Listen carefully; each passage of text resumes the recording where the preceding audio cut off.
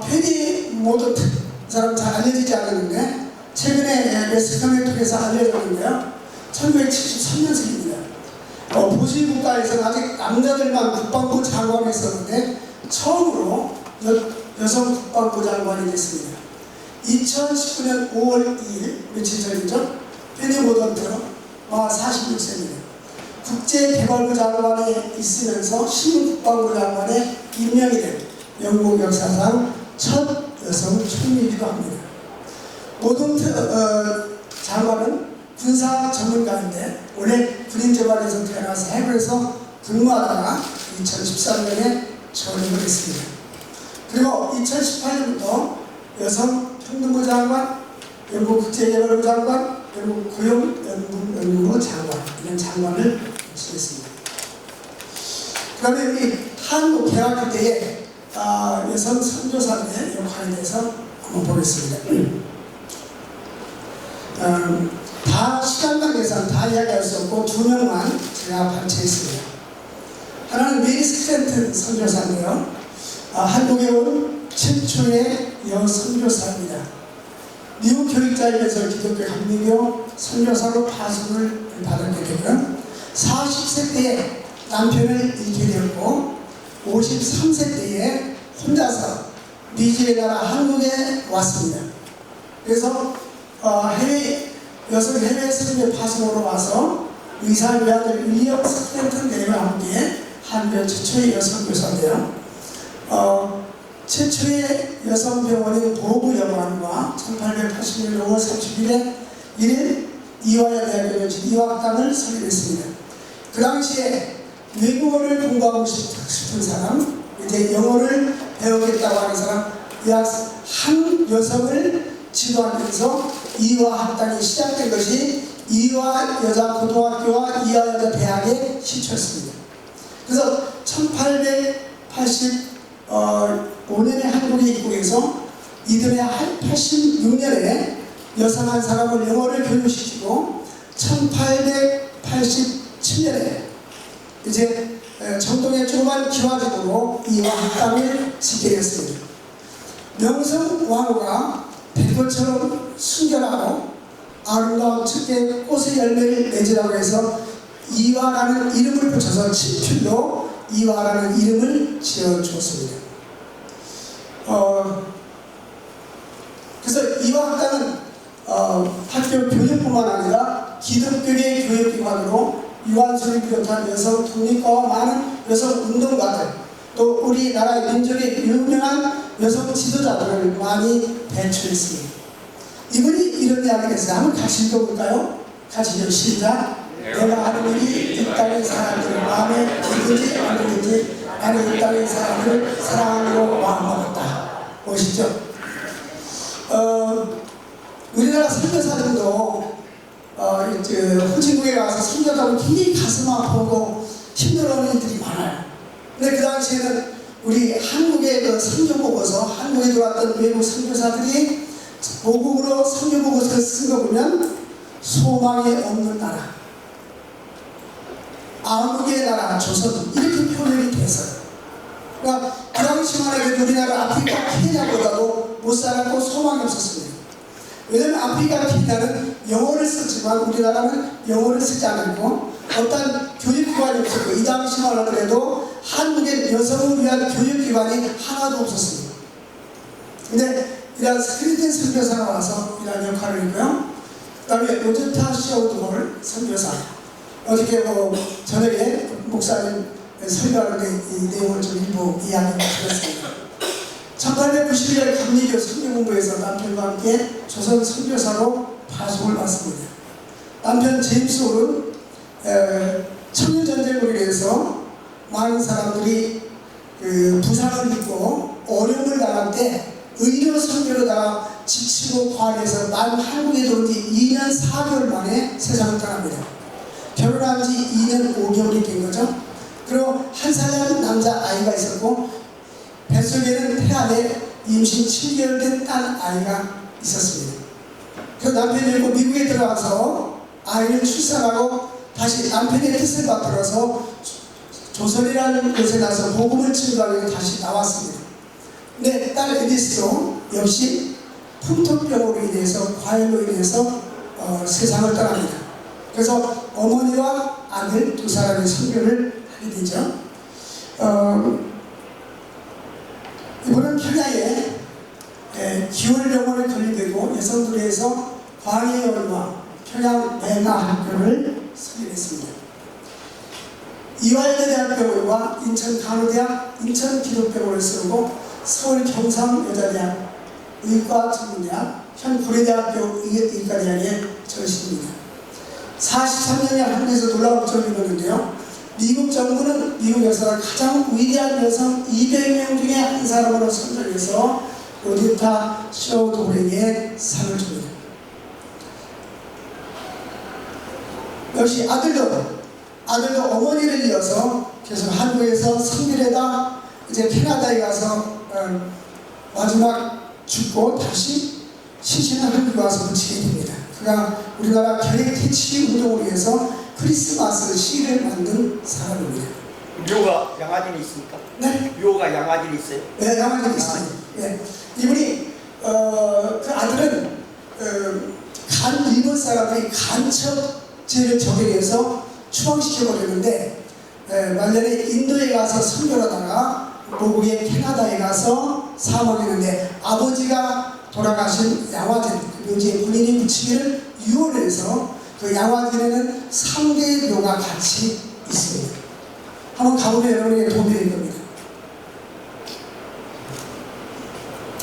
그 다음에 여성 독립운동가들, 우리가 유관순 열사를 잘 아니까 좀 전에 말한 대로 이화학당 출신인 유관순 열사 독립운동가죠. 크리스찬입니다. 만세운동을 주도하다가 체포돼서 17세 어린 나이에 고문과 가혹 행위로 세상을 떠납니다. 여러분들이 이렇게 독립운동을 할 수 있었던 것은 신앙의 힘이었고 그 안에 하나님이 있고 또 우리가 에스더와 같이 우리의 신앙이 고 나라와 민족을 지켜야 된다는 그러한 신앙이 그들에게 있었기 때문일 것입니다. 우리에게 잘 알려지지 않은 여성 지도자들이 많이 있습니다. 왜냐하면 우리나라 이런 문화적인 것이나 사회적인 배경이 그 여성들의 어떤 활동에 대해서 많이 기록에 남기지도 않을 뿐만 아니라 중요하게 생각하지 않기 때문에 말을 했어도 그것이 잘 겉으로 드러나지 않고 숨겨지는 부분들이 많이 있다는 것을 우리가 간과하지 않을 수 없습니다. 김마리아라는 분이 있었는데요. 일본과 중국을 다니면서 독립운동을 했고 서울정신대학교를 졸업하고 나서 1914년 일본으로 유학을 떠납니다. 동경에서 여자 유학생 친목회를 조직해서 학생을 견집하였고 1919년에 기국에서 각지를 돌면서 독립운동을 했습니다. 1920년 중국 상하이로 가서 임시정부 황해도 대이사 상하이 대한민국 애국 부인 간부회를 여름이고 미국으로 건너가서 근화회를 조직합니다. 그 후에 신학교 교사로 공부하면서 여생을 기독교 전도와 신학으로 연구하면서 보냈습니다.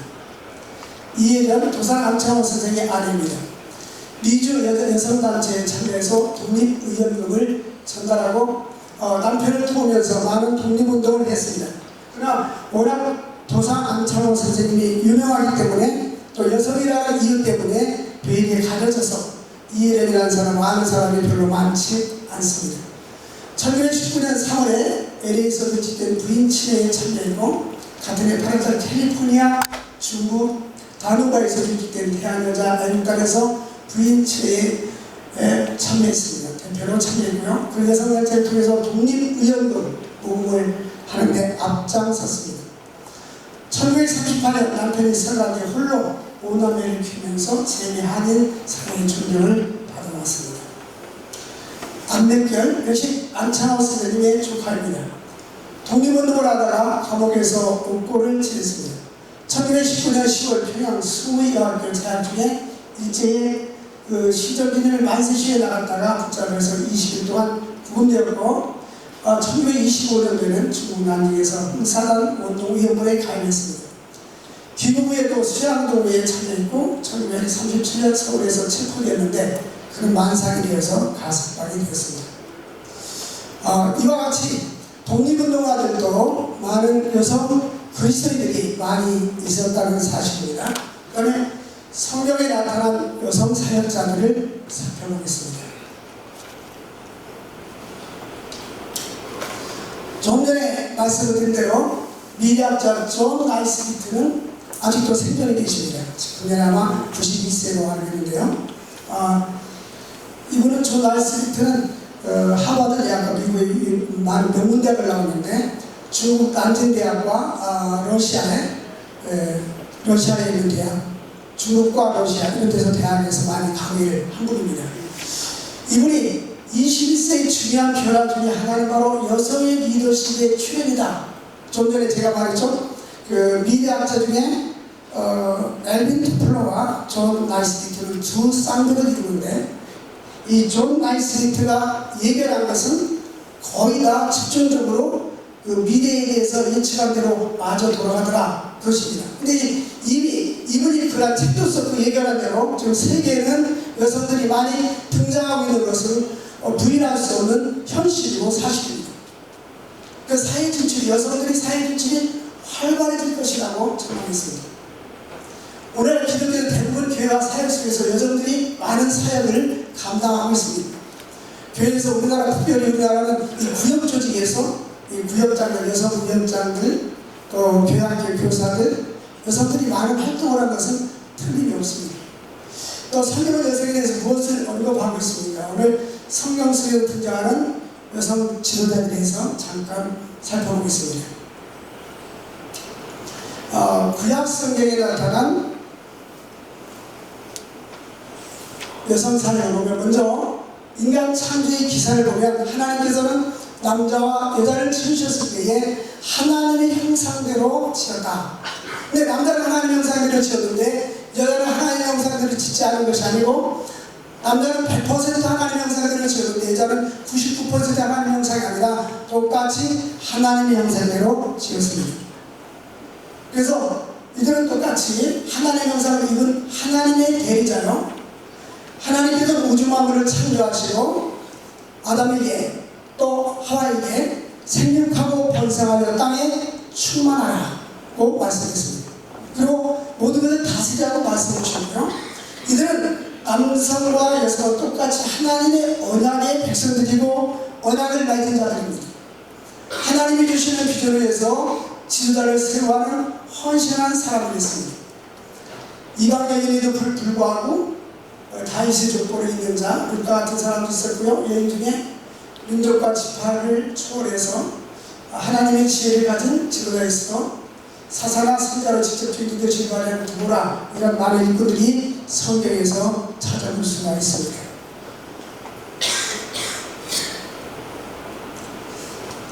저는 이 말씀을 강의를 준비하면서 몇 가지 새로운 것을 깨달았어요. 여러분 요게벳은 모세의 어머니죠. 하나님 부르심받은 모세와 아론의 어머니인데 그 하나님의 부르심받은 선지자이며 입에 있는 자는 미디암의 어머니겠다. 여기 미디암은 또 어떤 사람이냐? 우리는 단순히 모세가 그 어머니에서 갈대 산자리에서 버림령을 당했을 때에 그 아이를 갖다가 바로 공주에다가 소개해 준 것만 대부분 알고 있습니다. 근데 성경을 자세히 접근해 보면 이 미디암은 어떤 사람 선지자이며 예배 인도자입니다. 미가서 1장 4절에 보면 내가 너를 애굽 땅에서 인도해내어 종려라는 집에서 순양하였고 모세와 아론과 미리암을 네 앞에 보게 합니다. 여기는 모세와 아론과 미리암을 똑같은 동등한 선상에 놓고서 미가 선지자를 이야기하고 있습니다. 미가 선지자는 하나님의 종으로 하나님의 계시의 말씀을 기록했습니다. 근데 우리는 보통 설교할 때 모세와 아론은 많이 이야기합니다.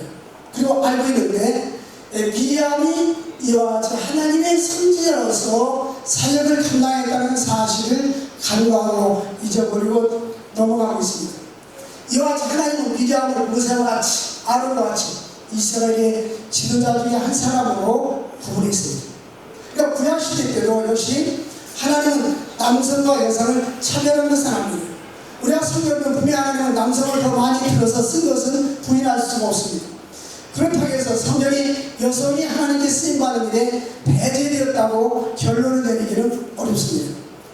이스라엘 역사에서 미리암은 모세처럼 지배적인 지도력을 가진 것은 아니었습니다. 그러나 여선자로서는 하나님을 대변했습니다. 이스라엘 여자 사사 드보라, 하나님께서 사사시대의 여성 지도자 드보라를 세우셨습니다. 원래 드보라는 사사로 부름을 받기 전에 이런 선지자로 있었습니다.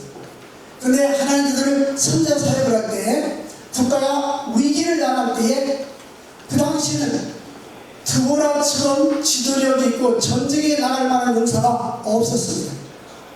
그래서 하나님은 이 드보라 선자를 택했습니다.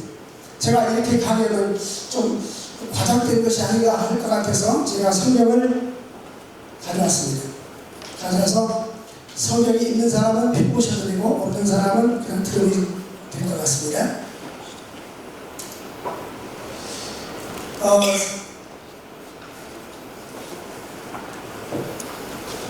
사사기 5장 7절 보면 그 전쟁에서 승리한 드보라가 노래할 때에 5장 3절에 내 왕들아 들으라, 통치자들아 귀를 기울이라, 나곧 내가 여호와를 노래할 것이요 이스라엘 하나님 여호와를 찬송하리라. 그 7절 말씀 보면 이스라엘에는 마을 사람들이 그쳤으니 나 드보라가 일어나 이스라엘의 어머니가 되기까지 그쳤도다. 근데 여기는 이스라엘은 마을 사람들이 그쳤으니 라는 말은 간주에 보면 선지자들이 그쳤으니 라고 했어요.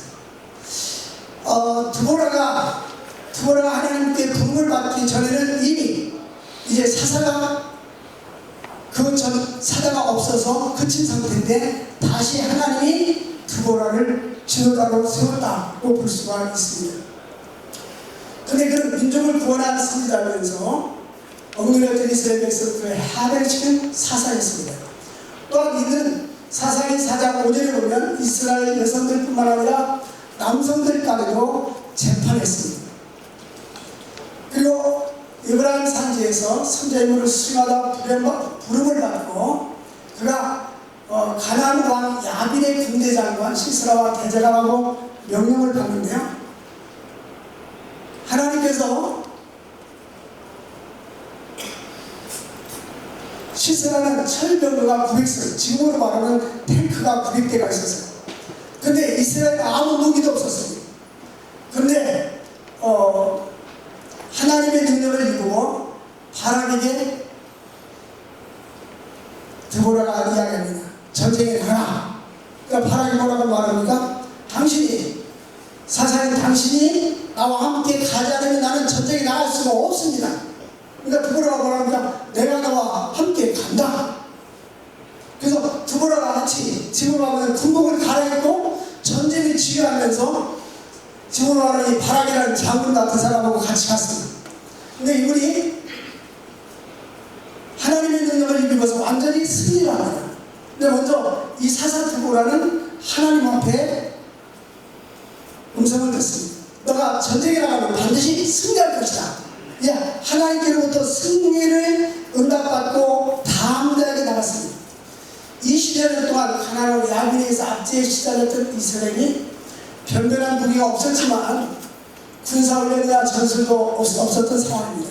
그런데 최고의 병기를 가지고 있던 철병거 900승을 수한 가나안 왕 야빈의 군대에 대항해서 싸워서 이기는 것은 불가능했지만 하나님의 능력으로 또 하나님의 지혜로 하나님을 세웠기 때문에 그를 통해서 전쟁에서 승리했습니다. 여자사 드보라부터 하나님의 예언을 듣고 승리하시고 아까 말씀드린 전쟁의 대승을 거뒀습니다. 이는 전쟁의 승패가 하나님께 달려있음을 알 수 있고 그분을 의지하는 신앙의 있음을 알 수가 있습니다. 드보라의 전술과 영적 지도력으로 인해서 바락이 이끄는 1만 명의 군사를 통해서 시스라 군대를 섬멸시킵니다. 이 드보라의 지도력이 탁월하면 남성들도 감히 생각할 수 없는 전략을 계획했고 또 참전하는 용감성도 있었습니다. 우리에게 어떤 편견이 있습니다. 어떤 편견이 되냐? 남성 우월주의의 편견, 또 여성이니까 여자니까 이런 것을 못하겠지 라는 이런 편견이 있을 수가 있는데 이 드보라를 볼 때는 우리의 편견을 뒤집어 엎습니다. 그 당시 남성들이 할 수 없었던 그런 사사로서 전쟁에서 승리를 이끌기 위해서 이제 태평 상대가 오게 됩니다. 구약성경에서 존경받는 여자 중에 한 사람은 훌다입니다. 우리가 잘 아는 대로 보통 이 드보라는 잘 알지만 훌다에 대해서는 잘 알려져 있지는 않습니다. 성경에 보면 요시야 왕이 성전을 수리하다가 율법책을 발견했습니다. 그리고 율법책을 읽다가 통회하고 회개하기 시작했어요. 요시야 왕이. 그래서 지금 자기가 처한 상황과 국가가 처한 어려운 상황, 그리고 백성들이 죄를 짓는 것에 마음이 통하면서 홀다라는 선자를 불러서 보내서 사람에게 사람을 보내서 하나님의 뜻을 물어보겠습니다. 요시야 왕이 홀다에게 사람을 보내서 하나님의 뜻이 지금 이 나라가 이렇게 어려움을 당하고 있고 또 백성들이 지쳐하고 있는데 어떻게 하면 좋을 것이냐고 물어봤습니다. 그때 자신과 자기 나라가 처한 상황을 올바로 인식하게 된 요시야 왕은 과연 어떻게 해야 하나님의 진노를 피할 수 있을까 하고 안타까워했습니다. 요시야 왕이 보낸 사람들은 이제 홀다에게 가서 두 가지 사실을 이야기해요. 첫째는 유다 왕국이 우상 숭배를 인하여서 결국 하나님의 진노에서 멸망을 당할 것이다 하는 내용과 또 하나는 하나님 앞에 겸손히 옷을 찢고 회개하고 통곡하고 찬양하는 요시야 왕에 대해서는 당신은 재앙으로부터 제외될 것이다, 하나님의 은총이 당신에게 임할 것이다 라는 이 두 가지 사실을 훌다가 예언했습니다. 그래서 우리는 남성인 왕에게 가르침을 주기 위해서 여성 선지자를 사용한 예를 볼 수가 있습니다. 남성인 우시야 왕은 여성인 훌다에게 찾아가서 하나님께 대한 것을 물어보고 또 국가에 대해서 물어본 것을 알 수 있습니다. 이러한 사이에 자꾸 하나님께 쓰임받은 것을 알 수 있는데 훌다는 쓰임받은, 그렇다면 왜 하나님은 미디암, 드보라, 훌다와 같은 여성자를 부르셨을까요? 하나님은 남성만 부르셔 사용하는 것이 아니라 여성도 부르시고 사역에 사용하신다는 것을 우리에게 보여주고 있습니다. 신약 성경에 나타나는 여성의 역할을 보면요, 예수님을 통해서 본 여성의 위치는 예수님께서는 여성 보호에 대해서 한 인격체를, 예수님은 한 사람 한 사람을 한 인격체로 봅니다. 시대적인 배경 속에서 복음서 저자들은 오병이 기적을 이야기하는데 여자와 아이를 제하고 남자만 몇 명 이렇게 얘기하잖아요. 근데 예수님은 아이들이 내게 오는 것을 금하지 말라 뿐만 아니라 여성들과 함께 사역하는 것을 볼 수 있습니다. 유대교에서는 여자들에게 율법을 가르치면 안 됐습니다. 그럼에도 불구하고 예수님은 여인들에게 율법을 가르쳤고 이 여성은 부활의 첫 증인이 되었습니다. 그때 마리아를 세우고요, 복음서에도 당시 문화를 초월해서 마리아를 부활의 첫 증인으로 세웠습니다. 예수님이 이혼을 하지 말라는 것은 남자와 여자 일부 일처제로서 동등한 위치에서 여자를 보호하는 뜻도 함축되어 있습니다. 일부 일처제를 창조의 원리로 삼는 것은 창세기에서도 마찬가지로 하나님이 짝져준 것을 사람이 나눌 수 없느니라고 말씀했죠. 이 일부 일처제가 가져오는 여성의 종속과 여성을 유물론적으로 사고하거나 남편의 소유물로 변질된 것을 막고 있는 것입니다. 그래서 이 일부 일체적은 철저히 상호 보완적입니다. 그 다음에 바울을 통해서 본 여성의 위치입니다.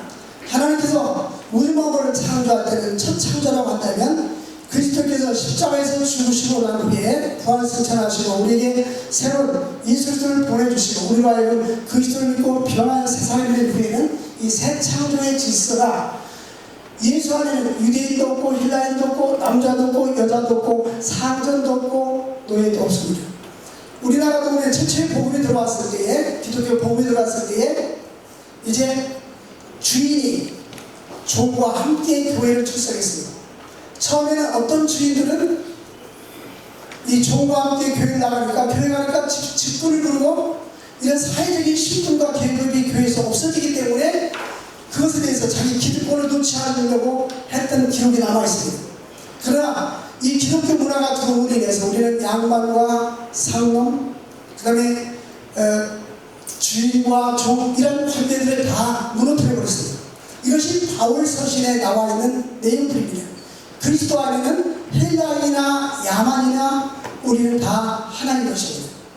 창세기 1장에서 첫 장에 하나님의 남녀를 똑같이 하나님 형상대로 지으셨다고 말씀했고, 이들을 하나님의 대리자로 통치권자로 행하여야 되지, 그리스도 안에서 새 창조를 통해서 인종적, 성적, 신분적 구분을 극복했습니다. 그래서 갈라디아서 3장 28절에 유대인이나 헬라인이나 종이나 자유이나 남자나 여자나 그리스도 예수 안에서 다 하나이니라. 근데 아멘 소리가 안 나오면, 그러니까 남성들은 아멘 하기를 싫어합니다. 하나이니라. 좀 졸린 것 같아서 제가 잠을 빼게 해줄게요. 어저께 차를 타고 내렸는데 우리 같이 차 타고 오는 선배 목사님이 이런 얘기를 서비스에서 들려주는 거예요. 여러분, 그 노래방에 개구리가 많이 있죠. 시간 단축하니까 그냥 제가 설명했는데, 이 개구리들은 옷을 벗고 있잖아요. 근데 어떤 다른 개구리가 나타나는데 팬티를 입고 나타났더래요. 팬티를 입고. 그래서 사람들이 아니라 개구리들이, 옷 벗은 개구리들이 너는 뭐냐? 너는 왜 팬티를 입고 있냐? 그랬더니 그 개구리가 뭐라고 대답했겠냐? 한번 맞춰보세요. 상 줄게요. 예? 나는 뗄일입니다. 예, 나는 뗄일입니다. 아직도 무슨 말을 하는지 모르고 그냥 청강들이 3명 있습니다.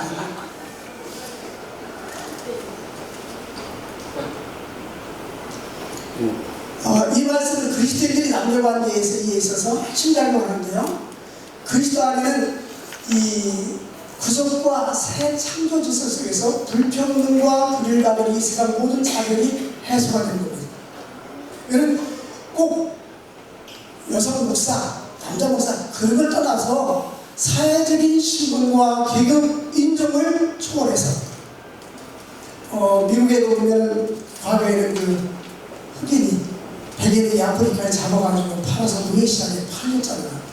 그래서 마르틴 루터 킹 목사님이 유명한 연설을 하죠. I have a dream. 나에게는 꿈이 있습니다. 그래서 그 어느 날 먼 미래에는 흑인들의 자녀와 백인들의 자녀가 함께 뒹굴고 함께 웃고 함께 뛰는 것입니다. 그가 이제 민중운동을 하다가 결국 그의 4~5년 후에 저격을 당해서 세상을 떠났습니다. 그렇지만 그 연설대로 버락 오바마 대통령이 흑인이 첫 미국 대통령이 됐을 때에 그는 연설하면서 아브라함 링컨 대통령이 그 연설했죠. 그리고 나서 그런 모든 지난 과거의 역사 많은 세월이 흐른 후에 많은 마르틴 루터 킹 목사님이 아이에버 드림했던 그 꿈이 실현된 것을 그가 이야기하는 것을 들었습니다. 우리나라도 또 우리가 생각하는 모든 차별들이 없어질 그날이 속히 오리라고 생각되게 됩니다. 예수님의 제자, 예수님의 공생의 기간 중 유대 땅 전역에 거친 예수님의 설교를 친구들에도 역시 여성 제자들이 있었습니다. 이 여성 제자들은 재정적으로도 후원했고 사복음서에 보면 공통적으로 남자 제자들은 다 도망을 가는데 끝까지 십자가 밑에까지 쫓아갔던 제자들은 바로 여성 제자들이었음을 기록하고 있습니다.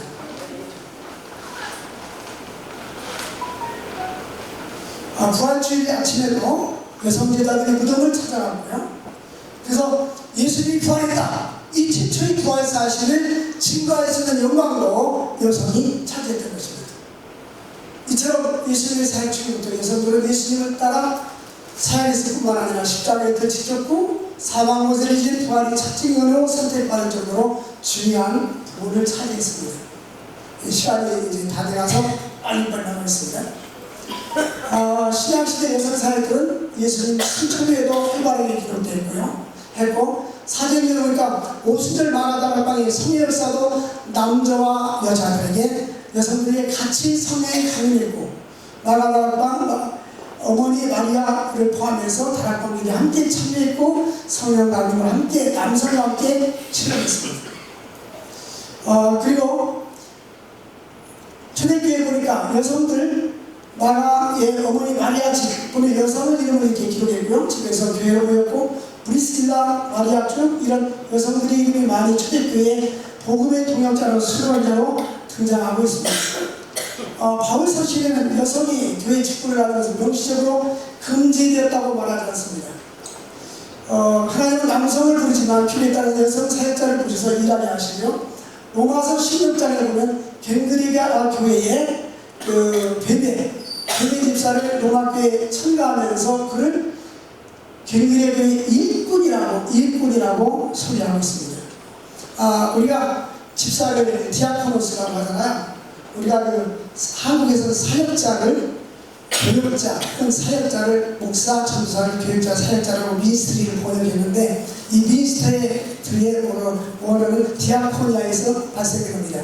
이 디아코니아는 봉사와 섬김인데요.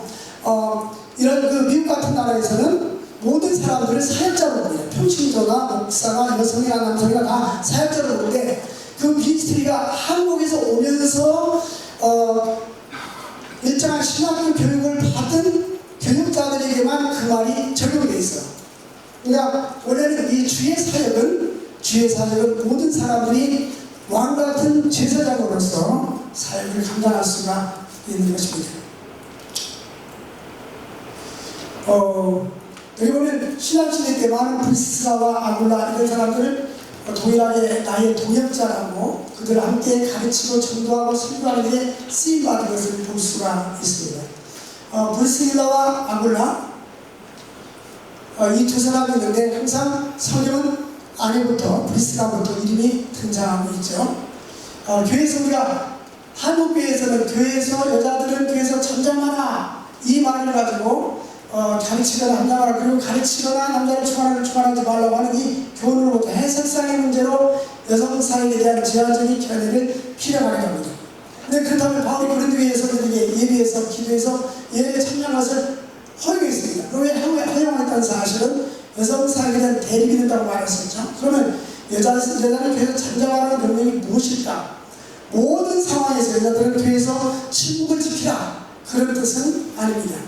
이것은 교회에서 예배드리는 법도와 관련된 문제인데요. 모든 것을 질서 있게, 조율롭게, 조화롭게 그리고 교회의 덕을 세우기 위해서 해야 된다. 예배 인도하고 있는데 한 여성이 소리 들으면서 목사님 지금 이것은 무슨 뜻입니까? 아니면 이렇게 중간중간에 튀어나와서 말을 한다든지 이렇게 하지 말라는 그러한 의미를 해석이 됩니다. 신구약 성경에서 하나님은 그분의 영광과 이제 결론 및 제약입니다. 하나님과 각자원에서 남성 사역자들 뿐만 아니라 여성 사역자들을 사용하였습니다. 예수님의 사역과 초대교회 사역 그리고 바울 서신에도 여성 사역자들을 사용하고 있는 것을 볼 수 있는데 오늘날에도 몇몇 교단들은 여성을 목사 안수하지 않습니다. 그런데 많은 교회는 여성 목사 안수를 하고 있습니다. 저는 이 자리에 여성 목사 안수를 해야 된다라는 말하고 쓴 것은 아닙니다. 성경이 무엇을 말하고 있는가를 저는 말하고 있는 것입니다. 그래서 우리들 앞으로 우리 합동측 교단에 보면 신학대학원을 졸업하고 어떤 여성들의 지위와 위치, 사역을 할 수 있는 것을 열어놓지 않기 때문에 타교단에 가서 목사 안수를 받는다든지 해서 인력들이 많이 새어나가게 됩니다. 지난 우리 총신대학교 대학원 총동창회 갔을 때 총장 설교되시는 분이 이런 이야기를 해서 들었습니다. 지난해 MDB 학생들 입학처분에 80명이 더 와서 80명이 이제 낙제하게 됐는데 실제적으로는 미등록자 아니면 다른 대학원을 간 사람을 빼면 실제적으로 경쟁력이 없다 이렇게 말했어요. 앞으로는 그러므로 우리 교단에서도 여성 교육자들이 효율적으로 일할 수 있도록 방안을 마련해야 되겠다는 생각이 듭니다. 그리고 제가 인구에 대해서도 봤는데 우리나라 9세부터 24세까지를 청소년 인구라고 하는데요. 1982년에는 약 1,400만 명 최고의 정점을 이루었습니다. 근데 지금은 800만 명입니다. 많이 줄었죠? 앞으로 40년 후에는 400만 명으로 줍니다. 그때는 우리나라 인구도 약 4천만 명으로 예상하는데 앞으로 40년 후에는 이제 기대 10명이 지나가면 초등학생을 1명 지나가고 10명 지나가면 중학생 1명 지나가고 10명 지나가면 고등학생 1명 지나가고 10명 지나가면 대학생 24세 이상 인구 10명 중에 9세부터 24세까지 한 명뿐이 아닙니다. 이제 우리나라는 인구 절벽으로 인하여서 어린아이들 용품, 또 지금부터 우유 가게도 장사가 잘 안 된다고요. 그리고 부인과도 그렇고 많은 이런 문제가 산적한 문제들이 있는데, 어떻게 하면 여성 사역자들을 그들이 남성들보다 더 섬세한데, 그들이 남성들이 하지 못하는 부분들도 많이 있으니까 일할 수 있는 어떤 일터를 그들로 하여금 어떤 연구를 해가지고 그들이 적극적으로 사용할 수 있도록, 마음껏 총신대학원에 들어와서 일할 수 있도록 어떤 기회를 주려면 좋지 않겠는가 하는 생각으로 지원을 해봅니다.